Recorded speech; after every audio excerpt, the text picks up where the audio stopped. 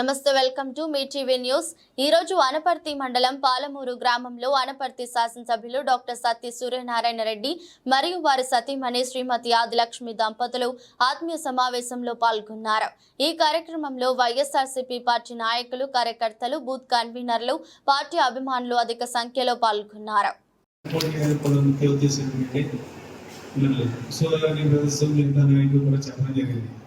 Election ఎన్నికలు ఒకసారి వచ్చి మిమ్మల్ని కలుస్తాము, అక్కడ కలుస్తాము అంటున్నారు మనం. దయచేసి ఎవరు కూడా రావద్దు. ఎందుకంటే మరి ఎండకుండా మంచి మండుటెండలో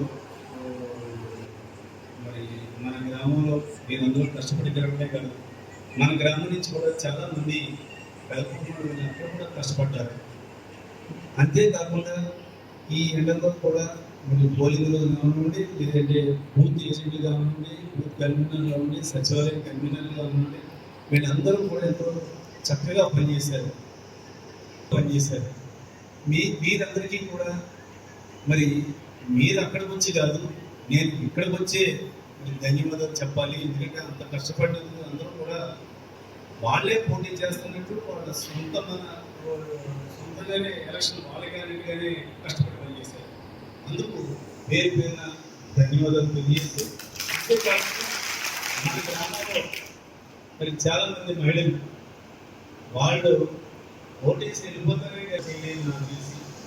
అటువంటిది పెద్ద చిన్న తాత్కాలికం లేకుండా కేసీఆర్ కాసింటే మరి మహిళలు కూడా మరి ఉంది క్యాన్వాస్ చేసినందుకు వాళ్ళకు కూడా ప్రత్యేకంగా ధన్యవాదాలు తెలియజేస్తూ,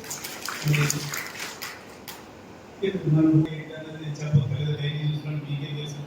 5 సంవత్సరాల ముందు నా ముందు ఏ రకంగా ఉంది, 5 సంవత్సరాల తర్వాత నేను వచ్చిన తర్వాత ఏ రకంగా ఉందన్నది మీ అందరికీ వాళ్ళు ఎంతైతే పాడు చేశారో మీకది మనం బాగు చేసాం. వాళ్ళకి మనకి తేడానే చెరువు దగ్గర నుంచి ఏ రకంగా మట్టలు వేసుకుని పాడు చేశారన్నది మనందరికీ కూడా తెలుసు.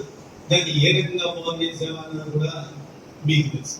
కాబట్టి మన గ్రామంలో జరిగిన అభివృద్ధి కార్యక్రమాలు ఈ తెలుగుదేశం వాళ్ళు ఈ మధ్య అంటే ఎలక్షన్ అయిన తర్వాత రకరకాల ప్రచారాలు, ఊరికే పనుల్లో మాకే మెజారిటీ వచ్చేస్తారని వాళ్ళు. అసలు వాళ్ళకి మెజారిటీ ఎలా వస్తుంది? పనుల్లో నిజంగా ఇంత గొప్పగా అభివృద్ధి కార్యక్రమాలు చేస్తారు, ఇంతమంది అభిమానులు ఉన్న మన గ్రామంలో వాళ్ళకి మెజారిటీ ఎలాగవుతుంది?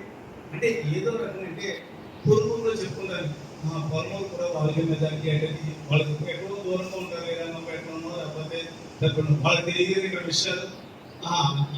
సొంతంలో కూడా వాళ్ళకి మెజారిటీ అంటే చెప్పండి.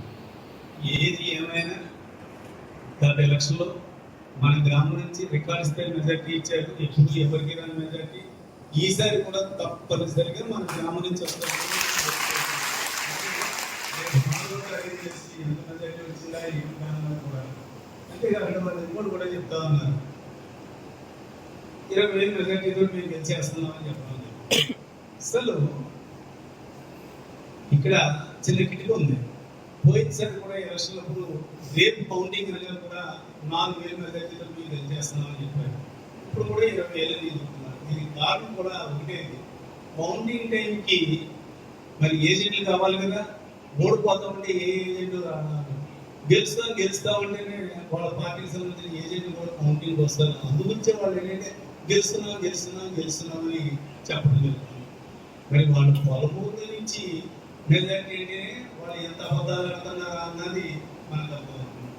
ఇన్ని రకాలుగా మరి మన గ్రామానికి నేను చేసిన సర్వీస్కి మీరందరూ కూడా మరి ఎంతో అభిమానిగా మరి ఎలక్షన్ సమయం నుండి ముందు అవ్వండి, ఎలక్షన్ తారీఖు డిక్లేర్ చేసిన దాని నుంచి కూడా కష్టపడ్డ మీ అందరికీ కూడా ప్రత్యేకంగా ధన్యవాదాలు తెలియజేస్తూ, అసలైన సంబరాలు రేపు 4వ తారీఖు తర్వాత మనం చేస్తాం.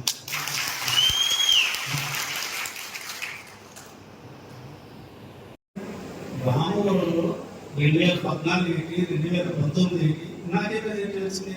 అక్కడ ఎంపీడీసీలు ఇద్దరు మన ప్రెసిడెంట్ ఎన్నిసార్లు మనోడు గెలిచారు. ఆఖరి వాళ్ళ సొంత వాళ్ళు కూడా మనకు ఎవరు పెట్టారు, వాళ్ళు తప్పులు చెప్తారు. అంటే దాని బట్టి ఎంత అబద్ధాలు.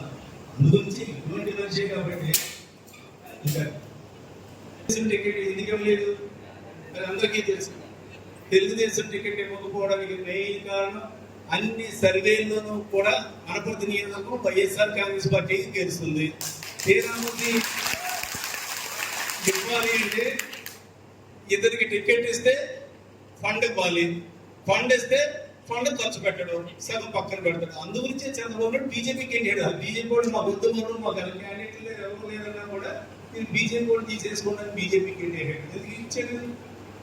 ఇద్దరు ఫండ్ ఖర్చు పెట్టడం, ఇంత ఒక పార్టీ ఫండ్ ఇచ్చి చేసిన ఇక్కడ గెలవదు అన్న ఉద్దేశంతో చంద్రబాబు నాయుడు బీజేపీకి ఇచ్చాడు. దాన్ని ఏమంటాడు డాక్టర్ గారు మాకు రాకుండా ఏం చేయలేదు ఆల్ పార్టీ చంద్రబాబు నాయుడు నేను కొనేనా నాకేనా మునిగిపోతాను పార్టీ అంటే చంద్రబాబు నాయుడు తన పార్టీ టికెట్లు వైఎస్ఆర్ గమనిస్తాడా? ఇది ఏమన్నా నమ్మశక్తి? ఏదో రకంగా నలుగురులో రావాలంటే ఏదో ఇటువంటి పిచ్చి ప్రయోగాలు మాట్లాడుతున్నది ఏదైనా వాళ్ళ గురించి మనం ఏం పట్టించుకోక్కర్లేదు. మనం 4వ తారీఖుకి సిద్ధంగా ఉండాలి.